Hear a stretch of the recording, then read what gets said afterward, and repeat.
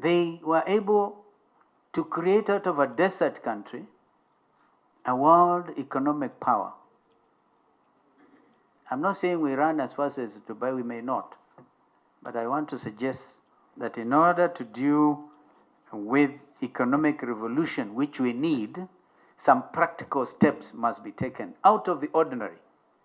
If we just follow the normal thing, budget, the Minister for Finance comes with his estimates, $1 trillion or something, and I know that my friend Modavadi must have addressed you on the external debt situation and all of that, and then we have to service all of that and do that, commercial loans, very expensive loans, and then we overburden even the younger ones. I'm not here to deal with that situation today. I just wanted today, ladies and gentlemen, to deal with economic revolution. We have been dragging our feet with regard to even Konza City, which is supposed to be the African Silicon Valley. Just dragging our feet. And then we are churning in these young people, unemployed, a lot of them, even to get a place in the national the defense forces. It's a big achievement. They just want to join the army, the police, and whatever else. That, you cannot call that employment. We really need, therefore, we suggest as WIPA, a task force which should be given time, must be a time-bound commission like in your case, yeah, so that we get our best economists and put them together, economists to put together and give us a formula on how to make Mombasa a free port. That to even cure the current problem created by the standard railway gauge, where they're saying that that now everybody is forced to put their goods onto the SGR in order to make it feasible to pay for the loans. And therefore, our truck drivers are complaining. Mombasa City is seen to be dying. We want to bring the world to Mombasa and not really to complain about standard railway gauge, because that's a project that will, in good time, prove its worth. But we need to be able to move in that direction. That was my first point. The other point, Madam Chair, is on governance. Inclusivity, everybody will talk about that, and I think you've been addressed quite a lot, even by the ladies in this country, on gender issues. As WIPA, we have always held the view that we need 50-50. If we had won elections last time, you will not be complaining about gender disparity. It will be 50-50. That's what we have said. So whatever it is you're going to do, therefore we jeer at anybody who wants to say even the post of county women rep should be abolished. We refuse. We have said it in our document. How are you going to make up this gender thing? And so we're even suggesting, instead of having 12 nominated members of parliament, make it up to 20 and have a formula that favors the ladies. We must really be able to build that capacity. We are also very bold about the legislature. The need to have proper separation of powers. An independent judiciary, Mr. Chair, is so critical. When not just because I'm an officer of the High Court, that I feel rubbed the wrong way. If you really cannot give independence, guarantee independence of a judiciary, then you'll have no country. And this to me is so basic. In fact, I dare say, in terms of funding capabilities for the judiciary, every effort be made to make them independent, even in terms of financial management. Because the judges on the other side, on the other hand, must acquit themselves. They must be professional. When the other day saw, I don't know whether it was a magistrate, in fact, a magistrate was a judge, give very peculiar bail conditions in a matter involving the member for Embakasi East. I was shocked. Very peculiar bail conditions. Now you wonder, is that the judiciary that you anticipate? So everybody, I think, has to do their bit. And there should never be a quarrel between the executive and the judiciary. When it comes to the legislature, we want to boldly suggest that the Senate becomes the upper house. Indeed, the Speaker of the Senate should also be the Speaker of the Senate, should be the President of the Senate. And all the bills that originate from the National Assembly end up at the level of the Senate before they are sent to. That to remove this sibling rivalry we've been witnessing between the National Assembly and the Senate. I have a lot of respect, of course, for our National Assembly. It's very important. But I think we need order here. Just like we have the Chief Justice, who is also the President of the Supreme Court, we should have the President of the Senate being the chair of the Senate, of the committee. And that, of course, now, because I know that people have argued that we can do away with the Senate, abolish the Senate. How do you abolish the Senate and at the same time you want to deepen devolution? And everybody in this country, and you heard it, you wouldn't even touch the smallest of the counties. I don't know whether it is Lamu. You can't touch it. You'll be courting their disaster. But for devolution to work, it cannot work without the Senate. And therefore, we need to strengthen the Senate. I will be a champion in this cause, even if I end up losing. But I want to tell you that that's the way to go.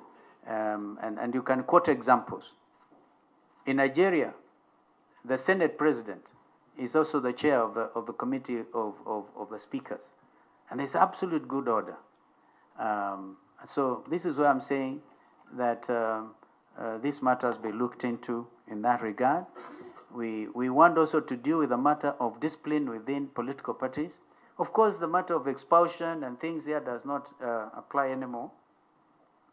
I don't know how much time, Chair, I have, so that I don't overindulge, because this is another very important matter. I think just continue. I'll continue. Thank you. If you feel bored, please raise your...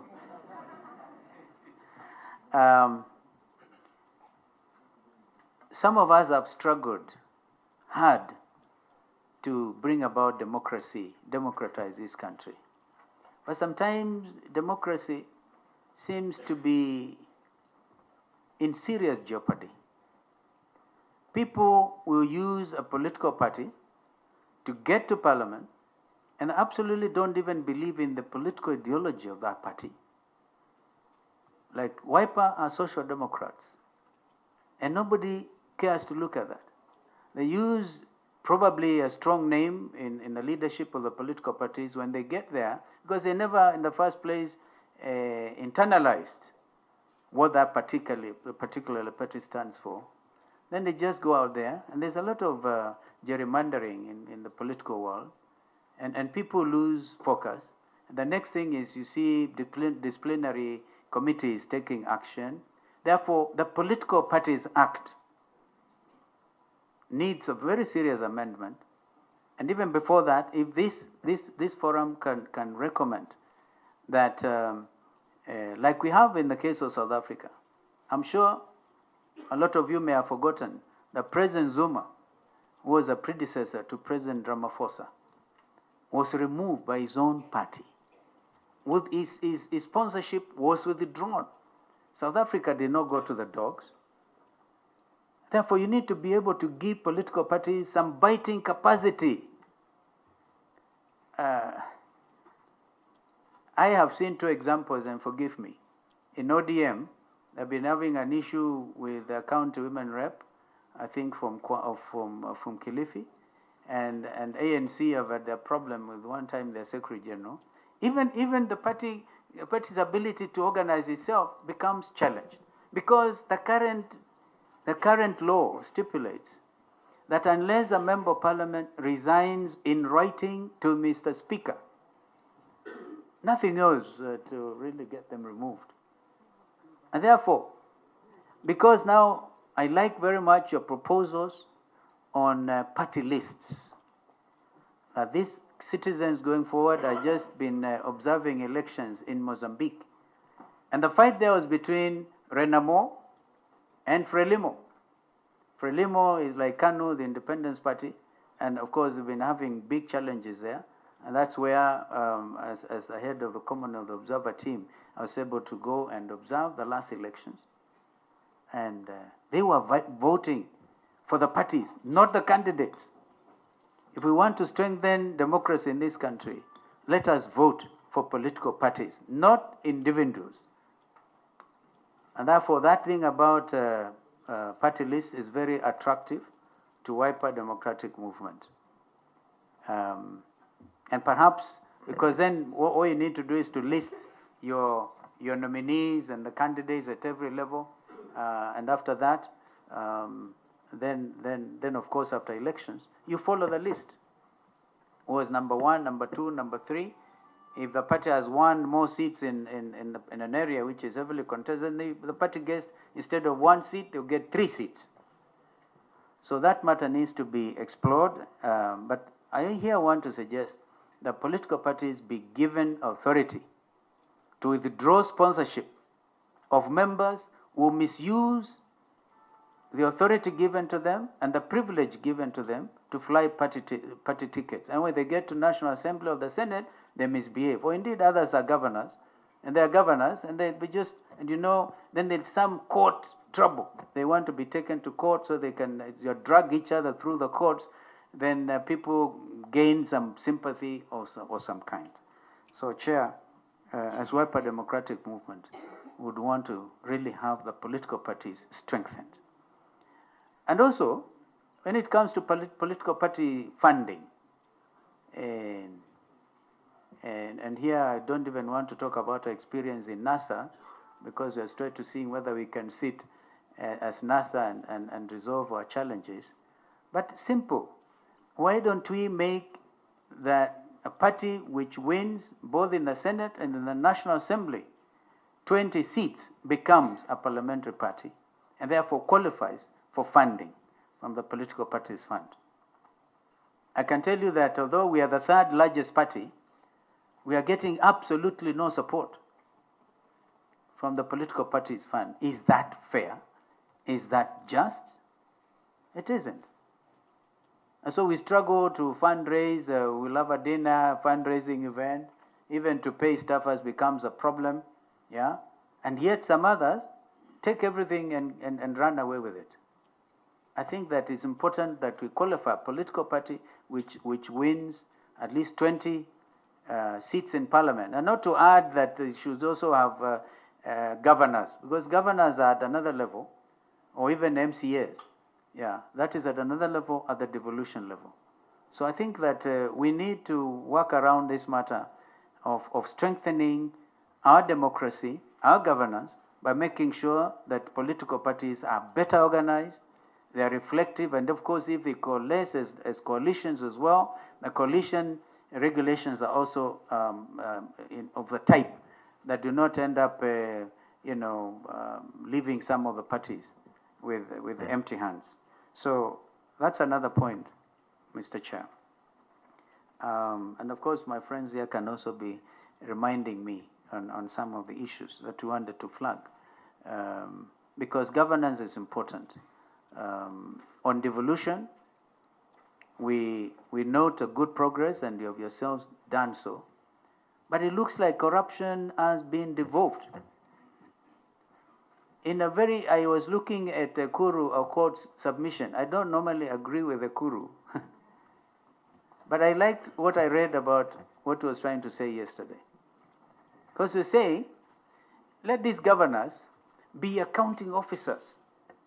Because if they are, then they'll be caught red-handed. They use the poor county executives, CECs, say, you